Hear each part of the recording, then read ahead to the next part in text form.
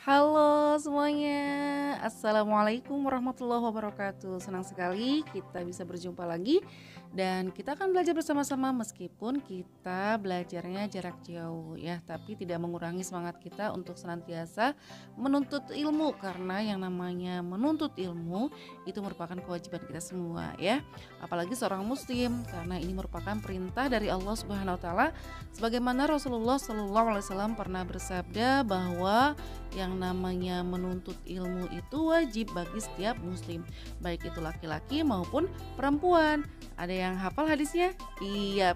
Thalabul ilmi fardhatun ala kulli muslimin wa muslimatin. Masya Allah, luar biasa sekali ya. Jadi kita jangan patah semangat dalam belajar, tetap semangat, jangan kendor belajarnya. Memang menyenangkan kalau kita bisa belajar bersama-sama, bareng-bareng gitu ya dalam satu kelas atau bertemu dengan teman-teman. Tapi di masa pandemi ini kita harus menjaga prosedur COVID-nya, tetap stay at home, yaitu tetap tinggal di rumah kecuali ada kepentingan ya.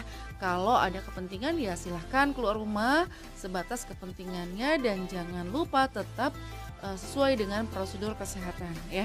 Misalkan apa? Ya harus menjaga jarak supaya kita tidak menularkan virus dan juga kita tidak tertular virus ya, atau disebutnya social distancing atau jaga jarak ya.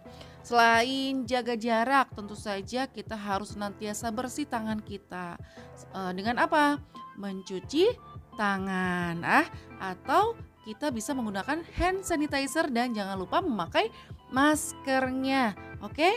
Dan kita akan lanjutkan pembelajaran kita geografi. Kali ini kita akan melanjutkan terkait dengan pembelajaran mengenal alat-alat transportasi. Sebelumnya kita sudah bahas tentang transportasi darat. Masih ingat kan apa saja yang termasuk alat-alat transportasi darat? Ayo, masih ingat kan? Ada mobil, ada bus, ada truk, ya kan? Dan yang lainnya sudah dibahas di pertemuan sebelumnya. Dan kali ini kita akan membahas tentang alat-alat transportasi air atau ada di laut. Air itu kan bisa di transportasi laut, bisa transportasi untuk sungai. Nah, itu alat-alat transportasi air. Kita akan bahas satu persatu. Apa saja sih yang termasuk alat-alat transportasi air? Kapal feri.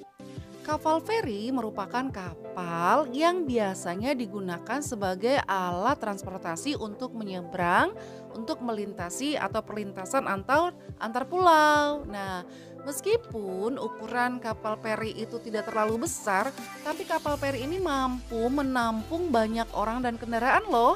Kapal feri juga biasanya banyak beroperasi saat hari-hari besar seperti misalkan Lebaran ya, atau misalkan di waktu-waktu liburan biasa orang banyak mudik begitu. Siapa yang pernah naik kapal feri? Ayo. Kapal penumpang. Kapal penumpang memiliki ukuran yang jauh lebih besar dari kapal feri. Kapal ini digunakan untuk menyeberangi lintas benua. Kapal kapal penumpang ini bisa mencapai ribuan orang karena besar dan juga dilengkapi dengan fasilitas dan juga barang-barang yang lainnya yang termasuk juga lumayan bagus gitu. Kapal penumpang namanya juga kapal penumpang berarti memang untuk digunakan untuk menaikkan orang atau manusia. Kapal barang. Kapal barang biasa digunakan untuk keperluan kegiatan atau aktivitas perdagangan. Jadi kapal barang ini digunakan untuk membawa atau mengangkut muatan barang dari satu pelabuhan ke pelabuhan yang lain. Jadi kapal barang ini memang digunakan untuk mengangkut barang, untuk mengantarkan barang-barang. Karena di dunia perdagangan kapal ini sangat penting sekali dalam kegiatan ekspor dan impor atau membawa barang ke luar negeri dan mengambil barang dari luar negeri ke dalam negeri. Nah, ukurannya sangat besar karena harus mampu menampung banyak barang dan juga untuk melintasi benua. Kapal pesiar. Kapal pesiar biasanya digunakan di dunia pariwisata. ya. Jadi kapal pesiar ini digunakan untuk mengangkut penumpang untuk berpariwisata ya, untuk wisata ke mana gitu ya, untuk membantu manusia untuk menikmati keindahan laut misalnya. Dengan di kapal tersebut juga disediakan fasilitas yang mewah gitu. Kapal tanker.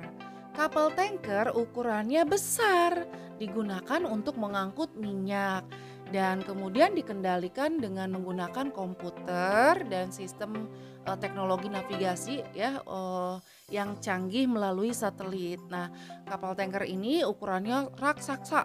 Pokoknya disebutnya super tanker karena mengangkut banyak minyak ya.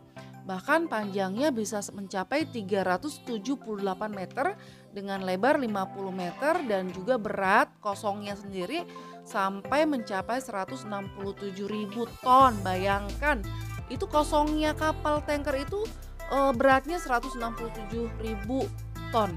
Belum kalau mengangkut minyak ya. Wah, pasti dong lebih berat lagi ya kan? Nah, kapal tanker ini kapalnya besar sekali untuk mengangkut minyak.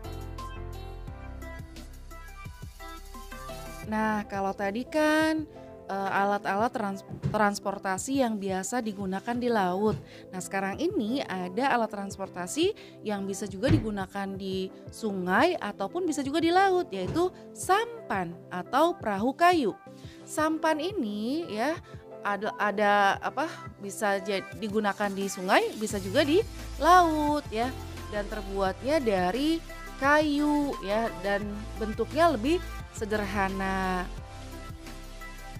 Sampan ini ukurannya tidak terlalu besar atau cenderung kecil dan juga tidak diperuntukkan untuk perjalanan atau berlayar terlalu jauh, karena biasanya sampan itu hanya menggunakan dayung gitu. Nah, karena ukurannya tidak besar atau kecil, hanya bisa mengangkut 2-8 orang sesuai dengan besar masing-masing dari sampan atau perahu itu sendiri gitu.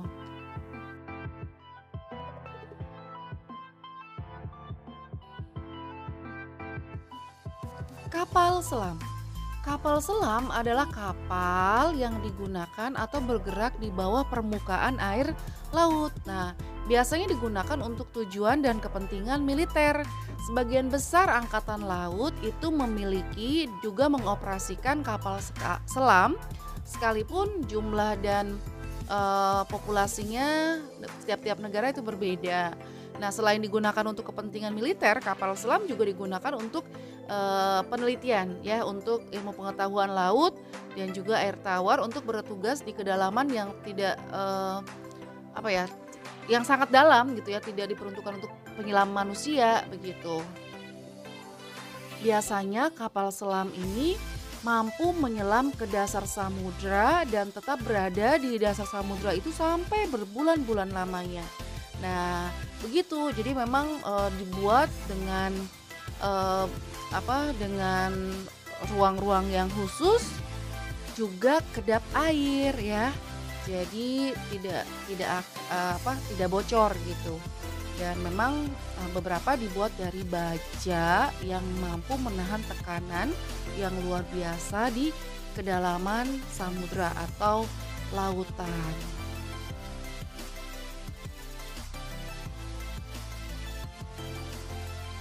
Rakit atau getek. Nah, rakit atau getek ini adalah alat transportasi yang digunakan di sungai. Biasanya berupa susunan benda-benda yang bisa mengapung di air. Apakah terbuat dari bambu ya? Itu kan bambu yang disusun gitu kan. Nah, memang kebanyakan terbuat dari bambu yang berukuran panjang. Dan ini adalah alat transportasi sungai. Nah, ciri khas dari rakit atau getek ini adalah bentuknya datar, tidak memiliki lambung seperti perahu atau kapal. Lurus aja gitu kalau untuk rakit atau getek, dan dibuatnya tuh disusun-susun dari bambu-bambu tadi gitu. Kemudian diikat. Kemudian mengemudikan rakit itu menggunakan tali atau kemudian dayung atau kayu atau ini ya biasanya begitu, tali atau dayung ya, atau kayu atau bambu sendiri untuk menggerakkan rakitnya, dan biasanya digunakan untuk menyeberang sungai. Perahu motor. Perahu motor adalah perahu yang memiliki mesin. Nah, sebagian perahu motor itu dipasangi mesin dalam, yang lainnya memiliki mesin tempel yang biasa dipasang di bagian belakang.